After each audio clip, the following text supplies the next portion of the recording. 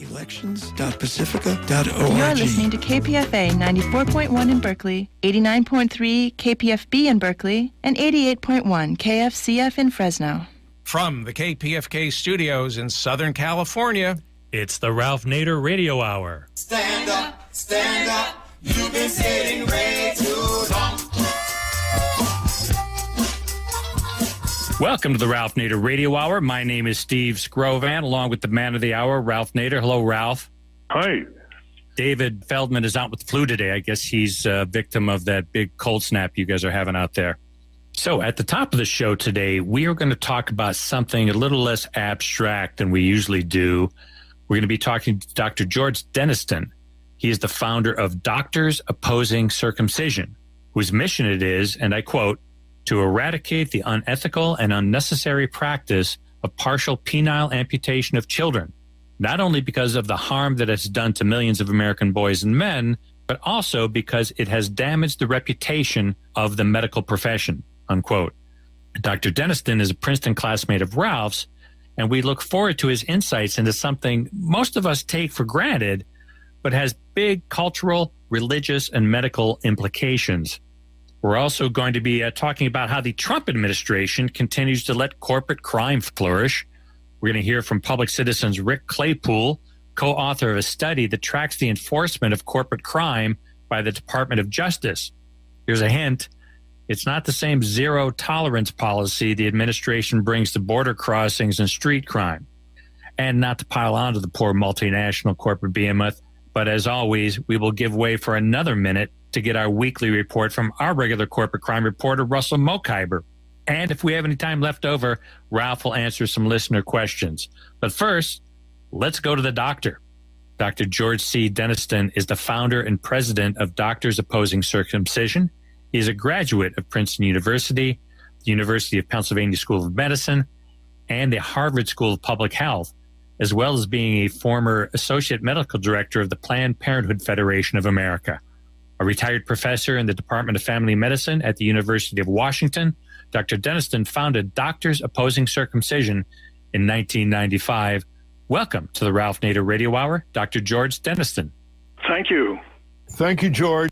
Morning, I woke up early and I thought of you waking up in Ethiopia many years ago and realizing you had missed a talk with Haile Selassie.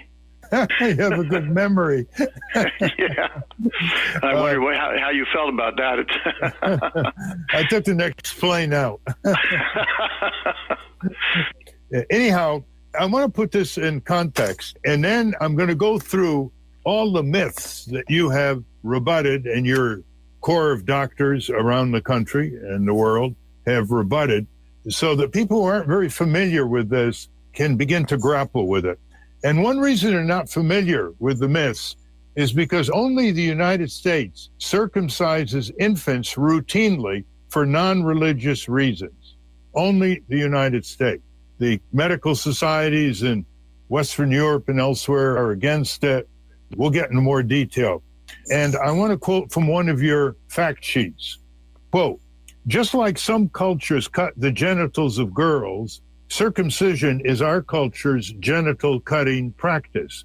All the things you might think you know about circumcision, that, quote, it's necessary, quote, it's cleaner, quote, it's healthier, quote, everyone does it, quote, he should match his dad, quote, and the like, are only cultural myths, not facts. These myths have no scientific basis, but have been blindly passed down from the sexually repressive pre-germ theory medicine of the 19th century, end quote. So with that background, let's start with the myths. And I'm sure many of our listeners are familiar with the arguments that are given for circumcision, which you call myths. So here's the first one. Myth number one, everyone circumcises. What are the facts? Well, about 85% of the world, at least 85% of the world is not circumcised. And myth number two, the foreskin is just a piece of skin. It turns out that the foreskin, it was only discovered in 1996, just very recently, that the foreskin has ridged bands which have all the Meissner's corpuscles in it, which are the same things you have in your lips and in the tips of your fingers, which are for sensitive touch. And so that this is the highest sensitive part of your penis. Myth number 3, the foreskin is dirty, prone to disease, and hard to take care of it. Get rid of it. That's not a sufficient reason for removing a vital part of the body which protects the glands from being an external organ. And you say the foreskin is a normal, healthy body part. It's no more prone to disease or problems than any other body part, and is well designed to protect itself. The occasional foreskin problem can be easily treated without surgery. Care of the foreskin is simple. Myth number 4, circumcision makes no difference in sex. Well, that's something, of course, that those who circumcise want to deny violently. But the fact is that men who are circumcised can never know what normal sex is like. It's that bad. That is, in fact, perhaps the most important reason why doctors have absolutely no right to be doing this. The doctors are unsafe at any speed. Myth number 6, circumcision is just a painless little snip. The boys will get over it. Amazingly, doctors operate on little infants without any anesthesia most of the time, and they cut off this highly sensitive, highly nerve-ending piece of tissue without any anesthesia, and the child, the infant, often goes into a coma from this. It's that serious. So it's torture by definition. Even if it's not intended as torture, if you hurt somebody like that, that's torture. And myth number 7, circumcision is safe and harmless. Talk about the surgical complications as well. Well, doctors not only torture and mutilate the patient, but they psychologically harm the person for life. I mean, I've had thousands of men tell me that, so there's no question about it. They don't seem to be coming forward, though, do they? Well, yeah, they're on the internet. They're all over the place. Sure. I mean, there's restoration. Do you know about restoration? Tens of thousands of men are trying to restore what's left of the skin on their penis. They're trying to stretch it to cover the glands. And this is a very tedious and time-consuming and unpleasant process that men are going through because doctors have unwittingly taken off a normal body part. You talk about breastfeeding in this concept. Can you elaborate that? Well, yes. Often it's recognized that breastfeeding is disrupted by the circumcision. In other words, the child no longer trusts the mother.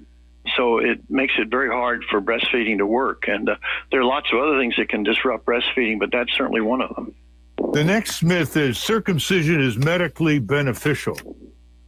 There is no benefit that comes close to leaving it alone. And you say no medical organization in the world recommends routine infant circumcision? That's correct. How about the American Academy of Pediatrics? Well, they waffle about it because they're afraid of getting sued. But they say, that there's not enough evidence to justify routine circumcision. Why are they afraid of getting sued?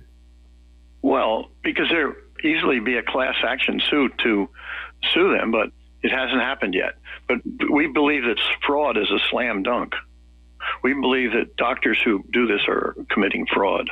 And fraud is not easy to prove legally, as you well know. George, we're going to get to this in a second on the consent form that parents are asked to sign. You say circumcision is neither necessary nor guaranteed to prevent any disease. A person's behavior is always going to be more important in preventing disease than whether or not he has a foreskin. So the next myth is a boy should look like a circumcised father or friends. Well, a father said this once. He said the hardest part about not circumcising my son was that I had to live my life realizing that I was one of the walking wounded. So there's this tremendous need for men who are circumcised to not want to feel that way. And so they sometimes circumcise their sons. The next myth is, this is going to be objected to, I'm sure, by some people. Circumcision should be the parent's choice. What's the ethical response to that? Actually, we now are quite clear that parents do not have the ethical right to make a decision for their child that is harmful. They were in denial about the harm when they were making these decisions, but now it's clear that it is harmful. And so they no longer have the ethical right to make that decision for their child. Has that been litigated at all? Not to my knowledge, not specifically, but I don't know. There may be some cases that I don't know about. There's also another aspect that I don't see in your information materials, although I haven't read them all, I'm sure, on the website.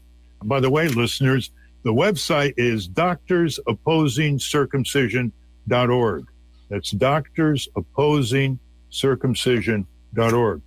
Aren't there claims being made that there's a higher rate of disease is communicated to the female in intercourse by a non-circumcised male?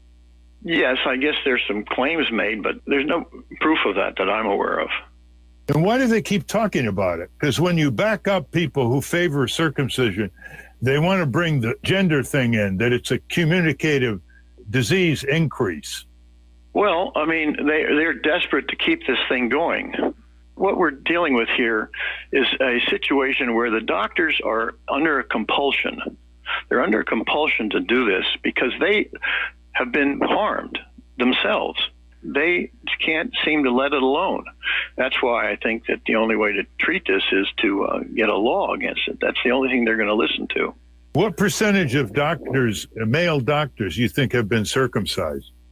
That's a good question. I have no idea. But what I do believe is that there literally are doctors who go into medicine because they've been circumcised. It's subconscious, but they go into medicine because they want to be able to get revenge. Boy, wow. Is that a supposition in your widespread years of practice? Or is Yes. Yeah, that's correct. What percent of the male population in the United States is circumcised? And is the number going down or up? Okay, well, I don't have the latest figures on this because it's changing rapidly as people get older. But not too many years ago, it was only about 50-50 because a lot of people like myself who were born in the 30s were not circumcised. So it became widespread after the Second World War. But the numbers were never more than 50-50. They might be now, but they weren't then. What about the role of religion here? Circumcision is a practice under Islam and Judaism, isn't that correct? Yes, it is. And it's interesting that you bring that up because take Judaism, for example. Even Jews think it's essential to be circumcised if you're Jewish, but it's not. There's a website called celebrantsofbritshalom.org, which has hundreds of rabbis on it who will do the ceremony without the cutting. So if rabbis in the hundreds are willing to do a ceremony and not cut the foreskin, then it must not be that important a religious requirement. And in fact, any attacked Jew is free to have all of the ceremonies that any other Jew has in the synagogue. What percentage of Jews and Muslims do you think, is there any data, are circumcised around the world? No, I don't. No, I'd say that most Jews are circumcised. As far as Muslims are concerned, I think there are patches of Muslims, different countries, where they don't do it nearly as much as in other countries. But I have no data on that. Now, circumcision is surgery. So how can members of the clergy engage in circumcision without a license to practice medicine? It's a very good question. Are they exempted under the law? You know, the rabbis, they're called moils. As rabbis, you have to be a rabbi, and then you become a moil, and you can do tens of thousands of circumcisions, and they probably do them quite carefully. But I don't know the laws. It seems that you can do it because it's a religious right. Now, tell us about the consent form that doctors and hospitals require parents bringing their infant son for circumcision have to sign. Well, what do you want to know about it? Well, you point out quite properly that unless the proxy consent discloses every known medical risk and loss and suggests an alternative, conservative form of care, it may expose the doctor to a tort lawsuit. Well, that's right, and it should, because I think that it's fair to say that virtually all circumcisions are done with inadequate informed consent. In fact, of course, totally inadequate in the sense that the individual who's being circumcised cannot sign a document as an infant, so they're not involved at all. There's no informed consent for the individual. So right now, what is the fine print? Do they talk about medical risk and loss on the fine print? Well, there may be some of that in a hospital form, but I'll tell you what, I mean, as far as I'm concerned, usually a woman is often still under the effects of anesthesia after childbirth when the doctor comes in and says you want to have your son circumcised, and they don't discuss it at all. She says either yes or no. If she says no, they try to persuade her otherwise. Dr. Denniston, most of them are conducted immediately after birth or a few days? Yeah, within the first day or two, because they have to leave the hospital. And these days they're leaving the hospital within 24 to 48 hours after birth. In your materials, you say medicalized circumcision in the U.S. started in 1870 as an anti-masturbation punishment for teenagers, invented by doctors, and has yet to be proven as an effective health measure. Any of that lingering today? Well, I hope not. The doctors, incidentally, were not Jews. They were not Jewish doctors. They were the head of the AMA, in fact, was one of them, Louis Sayre. They had all kinds of crazy ideas about what masturbation caused, but none of that has been proven to be correct. And what kind of complications? What's the data on adverse complications following circumcision? Okay, I would suggest that circumcision has a 100% complication rate because the individual has a normal part of their body removed in every case. But there are 4 pages of complications from circumcision that we have amassed and that are in a paper by Dr. Van Howe. I take it they're on the website doctorsopposingcircumcision.org? A lot of them are, yes. What about this quote that you have heard from your colleagues in the medical profession? Quote, "I don't believe in it, but the parents insisted," end quote. Where else in medicine does a doctor let a parent tell him whether or not to operate? It's the doctor's duty. He spent 20 years in studying and so on, and it's his responsibility to decide whether or not to operate. And how widespread is that excuse? I don't know, but I mean, pediatricians essentially, they don't complain when an obstetrician circumcises their patient because they know that if they do, he won't send them any more patients. Well, how about this other statement by physicians about the little boy? He had congenital phimosis and adhesions, so we had to do it. You know what congenital phimosis is? It's a normal thing. It's the way that things attach. The foreskin is attached to the glands at birth in most cases, and that's normal. They're putting a name on it and using it as an excuse to circumcise, and it's even in the code, so they get paid for it. But what they're doing is dealing with a normal situation. It's only later that the foreskin separates naturally from the glands and becomes retractable. And by the way, may I add one other thing, and that is that the Doctors Opposing Circumcision is about to start a big campaign called Doctors Against Forcible Retraction, because many doctors in this country forcibly retract the foreskin of the infant at a well baby visit, and this is like skinning an animal alive. You pull the foreskin back and it tears it off. And this, of course, damages things, so then it makes it more likely that they'll be able to do a circumcision later. And we're putting on this huge campaign to make people aware. The American Academy of Pediatrics is against this, but they haven't enforced it. You know, what's interesting is, I read the health science sections of the Washington Post, New York Times, and it's very rare that you get anybody candidly advising readers or on TV and radio, listeners and viewers, what we're just talking about. Is there kind of a self-censorship that operates here with the mass media and healthcare columnists? Well, I can't explain that except to say that so many people have been circumcised in this country, and their wives are also sympathetic maybe, or at least unwilling to talk about it. But they don't want to admit that they've been harmed. And yet I'm quite convinced that if you really get to a person who's been circumcised, there can be volcanic anger about this. I've seen it. But most of the time they're in total denial and they don't want to expose themselves because they're afraid of that anger. It's an outrage. It's a total outrage. There is a kind of conspiracy of silence here, wouldn't you say? Well, perhaps, but it seems to us that this is changing. And the millennials are all very smart about this. At least they're looking into it. And when they look into it on the internet, 90% of the websites are against circumcision. And so we're winning the battle of awareness.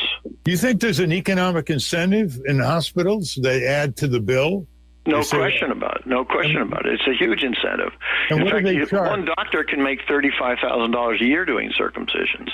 And what does the circumcision cost? Oh, varies. $100 to $300, $100 to $300, in that range. But then you know what else is going on is that they don't do it well, and there are urologists who spend their lives repairing botched circumcisions. I know some personally. Before I ask Steve to pitch in here, briefly, George, what is the position of the American Medical Association and the American College of Surgeons? They're not against it at this point. They're just neutral? Yeah, I haven't read it for a while, but as far as I know, they haven't changed from being, not saying much about it. Now, compare this with other countries. The Canadian Pediatric Society does not recommend the routine circumcision of every newborn male. And they say it further states that when medical necessity is not established, intervention should be deferred until the individual concerned is able to make their own choices. The Royal Dutch Medical Association, the Royal Australian College of Physicians, the British Medical Association, the German Association of Pediatricians, they're all very wary of this in varying degrees.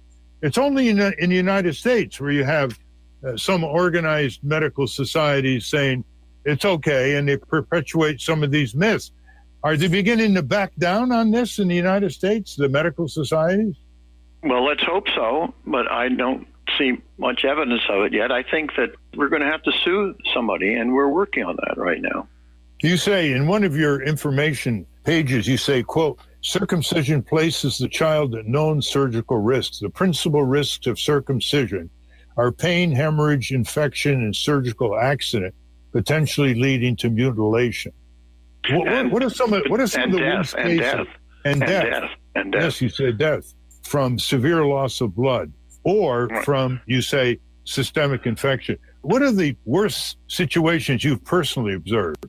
Well, I've been an expert witness in cases where they've cut off all the skin on the penis. But I'd say that as far as blood loss is concerned, this is the crazy thing. These babies are only 6 pounds, right? So how much blood do you think they have in them? And it's only a few teaspoons of blood that you lose. You can die. You can go into shock and then die. So it's crazy. It's crazy. Pediatricians who do this are not really surgically trained. And they do this because this is the one surgical procedure they do. And when they wrap the penis up after the thing and it bleeds too much, they don't know what to do. They don't know how to even put on a hemostat to stop the bleeding. What a 19th century what a 19th century vestige this is. Anyway, I guess we're out of time. We're talking with Dr. George Denniston, who is one of the leaders in the world of exposing the hazards and the lack of necessity of circumcision, routine circumcision. We, as a country, seem to be lagging with most of the rest of the world. And so, listeners, if you'd like more information on this, go to doctorsopposingcircumcision.org. Thank you very much, George, for all your work and your work on many other medical issues as well. You're one of the great doctors of our time. Well, thank you, Ralph. And may I just issue a warning to all people who are planning to have children? Won't you please look into this issue before you have a child so that you'll be prepared to disagree with your doctor on this issue? As a very pressured time, too, right after birth. Right. That's why you have to know in advance. Well, you have to know in advance what you're going to do, and you have to be adamant about it. I've had women tell doctors, no, I don't want them to do it, and they circumcise them anyway. Oh, yeah. And we have lawsuits on that, but that doesn't fix the kid. Steve, do you have any questions? No, just my observation that as I'm trying to sort this out is usually on this show, there is a lobbying group or a trade association, but there's no such thing as big circumcision. So what you're saying here is there's a psychological component, possibly a revenge motive deep down inside doctors, and there's a huge cultural component about conforming to the group, And there's a huge religious component dating back to Abraham and Isaac. And in some ways, that's harder to overcome than if it was just purely legislation you could pass to stop people from making money off of this. Money's a big thing, but this is more than that. It's a compulsion. If you're circumcised, I'm not going to do it to anybody else, and those are my colleagues who are helping fight this thing. But if you lack courage, you say, damn, this was done to me, and by God, I'm not going to let anybody else go through life not having this done to them. I should add one other thing, by the way, now that I think, there's just a recent study coming out showing there's a correlation with SIDS, sudden infant death syndrome, that if you've been circumcised, you have a higher rate of that. Wow. That makes sense because, it's like the chicken and the egg. The egg opens up and the chicken looks out and he doesn't like what he sees and he closes the egg back up again. The infant comes into the world, he gets circumcised, he's got trauma and pain and such. He says, the hell with this, I'm leaving. That's maybe a way to describe what's going on with things. On the sudden infant syndrome, on the sudden infant death syndrome, right. Well, clearly there's got to be a lot more studies to roll back whatever 19th century inheritance and medical custom still reigns in our country. It's something that should be more candidly discussed and openly discussed, and I would say organized medicine has got some standards they have to lift up here if they're going to reflect what is known around the world and the science on the subject. So thank you for all your work. Absolutely right. Thank you. Thank you for all your work, Dr. George Denniston. Go to Doctors Opposing Circumcision.org for more information. If you have additional questions, put it to the people on that website, and I'm sure they'll get answers. Bye. Thank you. Thanks very much. We've been speaking with Dr. George Denniston, founder of Doctors Opposing Circumcision. We will link to that at ralphnaderradiohour.com.